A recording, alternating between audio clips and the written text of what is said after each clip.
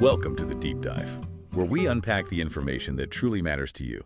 Today, we're plunging into a stack of recent reports and analyses. We're exploring how innovation, economic pressure, and, well, geopolitics are rapidly reshaping not just the tech industry, but our very relationship with technology itself. Our mission today, really, is to cut through the noise. We want to distill the essential insights, highlight maybe some surprising facts, and connect the dots across these diverse narratives. By the end of this deep dive, you'll have hopefully a sharper understanding of the complex, fast-moving world of tech and what it all means for you. Yeah, it's a truly fascinating moment, isn't it? You've got this confluence where market forces, groundbreaking innovation, and even global policy decisions are all intersecting right in the tech sphere.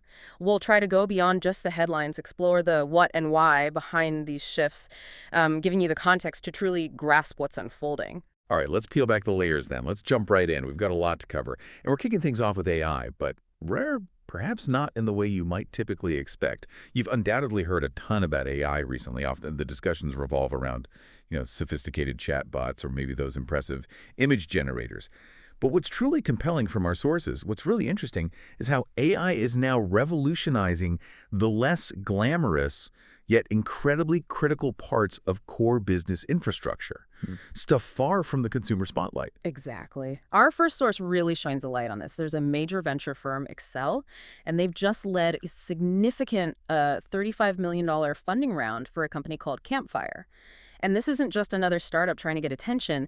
They're taking on the colossal enterprise resource planning market, ERP. ERP. Yeah, when you say it like that, enterprise resource planning, it really doesn't sound like the most thrilling corner of tech, does it? Yeah. Yet, here's where it becomes incredibly impactful.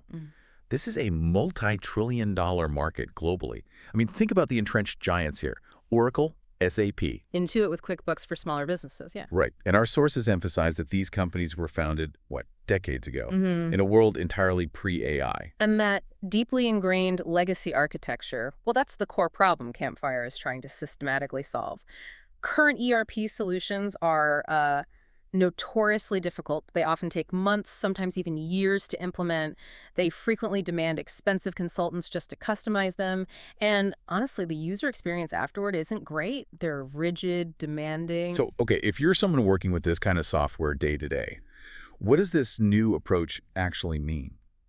Our sources give a great tangible example. Imagine you're, say, a finance leader trying to forecast cash flow across different departments. That used to involve multiple people, laborious manual data entry, endless spreadsheets. Just a whole lot of headaches, right? It definitely. With Campfire, apparently you can use natural language, just like talking to a colleague, to simply ask for that forecast and instantly see the insights, automatically pulled and processed. It's not just a feature add-on. It's fundamentally flipping the entire model on its head. It changes how you interact with the core business data. So what gave Excel the confidence, the conviction to back them so heavily, especially against such established huge incumbents? Well, the data from our sources is pretty compelling. In less than 2 years, Campfire shipped a fully functioning ERP solution. That's fast. And the proof is really in the pudding, as they say. Over a dozen companies have moved entirely off NetSuite.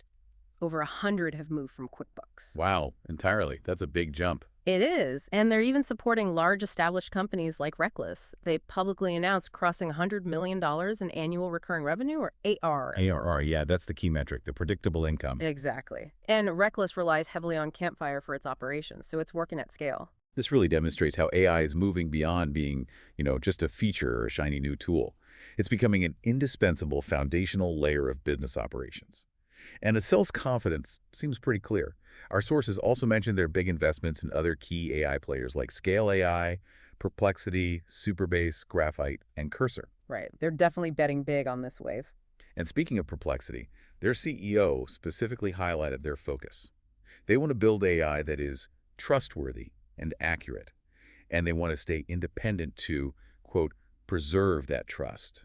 That's interesting. So it's not just about raw speed or convenience. It's about establishing that deep-seated reliability, especially for enterprise stuff. It has to be trustworthy. Definitely. Okay, now let's pivot a bit. Let's look at some of the titans in the tech world who are navigating a very different set of challenges right now.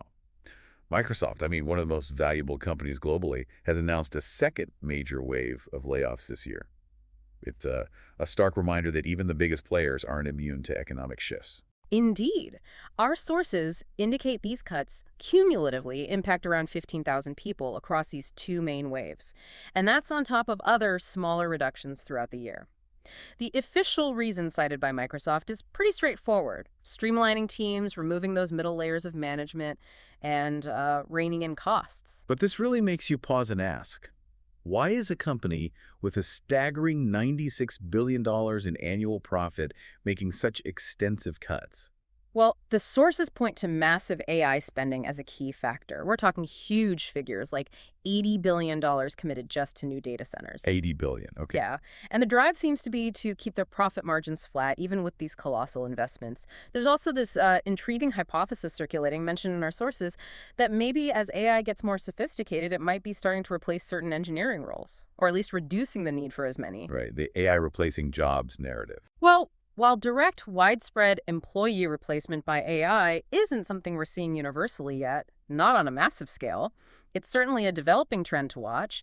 And companies like Microsoft are themselves selling software that promises to help other businesses do more with less. So, I mean, it would be naive to think they aren't trying to apply that same principle internally, right? That's a fair point. They practice what they preach, maybe. Perhaps. This particular round of cuts, though, seems primarily concentrated in sales and marketing, partly maybe timing, fiscal year-end stuff, but it undeniably underscores a new reality in tech. Even within highly successful companies, job security maybe isn't what it once was. It's prompting a big reevaluation for a lot of people. Okay, so shifting from jobs to global supply chains. Apple, another tech behemoth, is facing some interesting headwinds in its manufacturing. Our sources are revealing that Foxconn, a really critical iPhone manufacturer, has pulled hundreds of Chinese specialized workers from its Indian factories. Yeah, and what's particularly illuminating here, according to the analysis, is that this move looks like a direct attempt by China to sort of curtail the outflow of manufacturing capabilities, to stop it leaving its borders, specifically going into countries like India and Vietnam. Ah, okay. So trying to keep that expertise at home. Exactly. Foxconn's enduring advantage, and China's too, has always been its highly specialized labor force and that advanced equipment. It's something Apple's Tim Cook himself has publicly acknowledged is hard to replicate quickly elsewhere. So what does this actually mean then for iPhone production in India? And I guess ultimately for consumers like you listening? Well, the reporting suggests it won't make production impossible, not at all. And quality isn't necessarily compromised long term. However, the immediate efficiency of the assembly lines, that's almost certainly impacted, which in turn could lead to higher production costs for Apple. And potentially higher prices for us. Potentially, yeah. It's a very tangible ripple effect of these ongoing geopolitical trade tensions. It could directly hit your wallet. Right. Okay, let's turn our attention now to a company that's, well, almost always in the headlines, and often with wildly conflicting narratives. Tesla.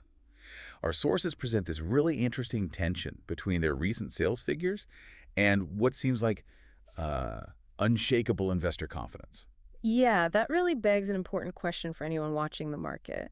How can Tesla's Q2 vehicle deliveries be down, 14% year over year? Below estimates, and yet the share price often just shrugs this news off or sometimes surprisingly even rises. It seems counterintuitive. It does. And here's where the deeper narrative really emerges, I think. The common criticism often focuses on these sales declines, right? The intense competition from China, like BYD. Which are like 20–30% cheaper in China, yeah. The perceived lack of new products beyond the Cybertruck, maybe, and Elon Musk's, let's say, polarizing influence. Sure. But investors, as our sources indicate, are clearly looking at a much, much bigger picture than just quarterly car sales. And what's truly fascinating here is how the market seems to perceive Tesla. It's still the world's largest automaker by market cap, 9th largest public company overall, and its market value, over $1 trillion, is more than the top 10 traditional automakers combined. That stat always blows my mind. More than the top 10 combined. It's huge. It's even worth more than the entire GDP of Saudi Arabia. So this isn't just about selling cars anymore. A significant chunk of shareholders view Tesla as a full-stack technology company. Full stack, meaning they control everything from like the core AI chip design and software to manufacturing. To maybe even future energy infrastructure. Yeah. They're valued on that whole ecosystem potential, not just the cars rolling off the line today. So what does this full stack perception actually mean for its valuation in its future then? Well, investors are firmly looking ahead. Autonomous driving capabilities, robotics, that really ambitious robotaxi vision, and the Optimus humanoid robot. Right, the long game. Exactly. And I mean, look at the Model Y. It was the best-selling vehicle globally in 2023, 2024, and projections say it'll hold that title in 2025 too. That's a crucial fact, often overlooked in the more critical narratives. It shows they can still dominate a core market. So it redefines their competition too, doesn't it? They're not just battling Ford or Toyota anymore, but also maybe Waymo or even Boston Dynamics down the line. Absolutely. The core investment thesis for Tesla has really crystallized around its long-term AI and autonomy strategy, particularly that robotaxi network. Now, there are undeniable challenges, of course. Waymo's got all those established miles of autonomous operation. And safety and regulatory hurdles are still huge. Huge. But Tesla's approach seems to be more aggressive, trying to get people to, quote, get in the car and try it, push the boundaries. Plus, the company has a substantial cash position, around $37 billion. It's expected to stay pretty robust even with ongoing investment burn, which lets them weather periods of lower unit sales. They have the cushion to play the long game. They do. And even the political stuff, like the feuds between Trump and Musk, which our sources find quite entertaining to observe. Yeah, that's always a sideshow. It is, but it's seen as less critical to Tesla's long-term investor future than the actual pace of autonomy adoption. Physical AI, like robotaxis, is increasingly viewed as a signature example of AI that governments, well, they'll genuinely want to see flourish domestically for economic and strategic reasons. That makes sense. Domestic AI leadership. Right. And if we broaden the perspective, Tesla's deep vertical integration, making so much stuff in-house, is a formidable advantage over traditional manufacturers. It lets them control more of their destiny, innovate faster. Okay. And while China's fiercely competitive. Fiercely. But the reported return to growth there, plus opportunities in new markets like India, South America, and ramping up production in Berlin, those are all crucial for future sales. Okay, so while Tesla's grand vision plays out on that macro scale, innovation's also bubbling up from unexpected corners, challenging our daily tech habits. Let's shift focus now to a disruptor on a very different, yet equally fascinating scale.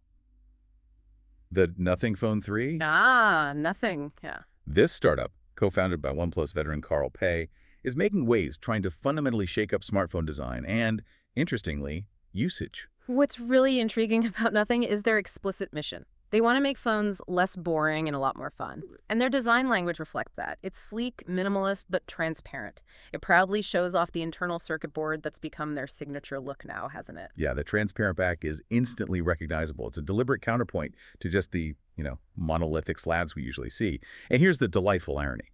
This Android phone is, in a way, designed to be used less. How do they even achieve that in our screen-addicted world? Through this really unique glyph matrix mini display on the back, it lights up with these cool pixel-style icons for key notifications, battery life, calls, messages. So you don't have to pick up the phone constantly. Exactly. It significantly reduces that urge to constantly pull out your main screen and get sucked into everything else. It's about glanceable info.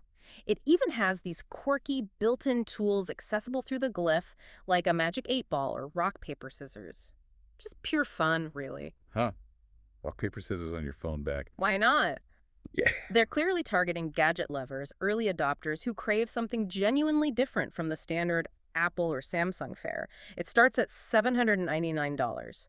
They also launched those transparent one-ear headphones with novel physical controls for $299, extending that unique design philosophy. It feels like a growing trend, doesn't it? Where design and maybe user well-being are becoming just as important as raw processing power. I think so. It's a reaction against tech just consuming all our attention. Okay, finally, let's wrap up by looking at how policy decisions are playing a pivotal role in shaping the tech landscape. Specifically for chip makers, the literal foundation of all this modern tech. Our sources highlight some significant new legislation moving through the U.S. government. Yeah, this brings us to a critical question. How does government policy actively influence something as foundational and frankly complex as semiconductor manufacturing?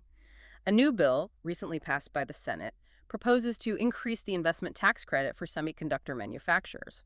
It goes from 25%, which was already there under the UPOPS Act. Right, the CPS Act boost. Up to a substantial 35%. 35%.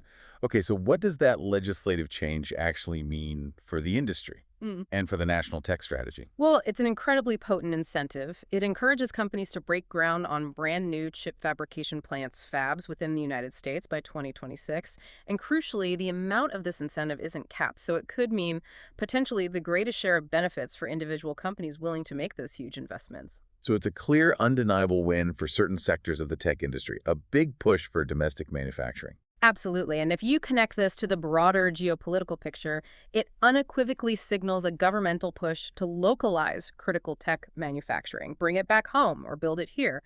This comes even as other proposed AI-related provisions, like that moratorium on state AI regulation, were ultimately shot down in the same legislative effort. Interesting. So chips got the green light, Yeah. but regulating AI at the state level didn't.